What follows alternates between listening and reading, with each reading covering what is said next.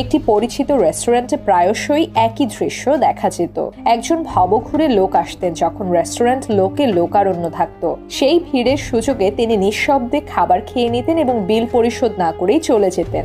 একদিন যখন সেই ভবঘুরে ব্যক্তিটি খাচ্ছিলেন, তখন এক ভদ্রলোক রেস্টুরেন্টের মালিকের কাছে গিয়ে বললেন, ওই দেখুন, ওই লোকটি খাচ্ছে, সে কিন্তু ভিড়ের সুযোগ নিয়ে বিল না দিয়ে পালিয়ে যাবে। কথাটি শুনে রেস্টুরেন্টের মালিক মৃদু হেসে উত্তর দিলেন, শুধু আপনি একা নন, অনেকেই এই বিষয়ে আমাকে অভিযোগ করেছেন। তবুও আমি জেনে শুনে দেখেও না দেখার ভান করে তাকে বাধা দেই না। কারণ জানতে চাইলে মালিক বললেন, আমি মনে করি আমার রেস্তোরাঁতে এই যে ভিড়, তা ওই ব্যক্তির কারণেই হয়। যখন তিনি ক্ষুধার্ত থাকেন তখন তিনি আমার রেস্টুরেন্টের পাশেই অবস্থান করেন আর হয়তো মনে মনে প্রার্থনা করেন যেন আমার দোকানে ভিড় লেগে থাকে, আর সেই ভিড়ের বরকতে তিনি তার খাবারটুকু সংগ্রহ করেন। মালিক আরো যোগ করলেন, এজন্যই অহংকার করা শোভা পায় না। আমি তো তাকে দয়া করে খাওয়াচ্ছি না, বরং বলা যায় যে তিনি তার প্রাপ্য অংশই নিচ্ছেন।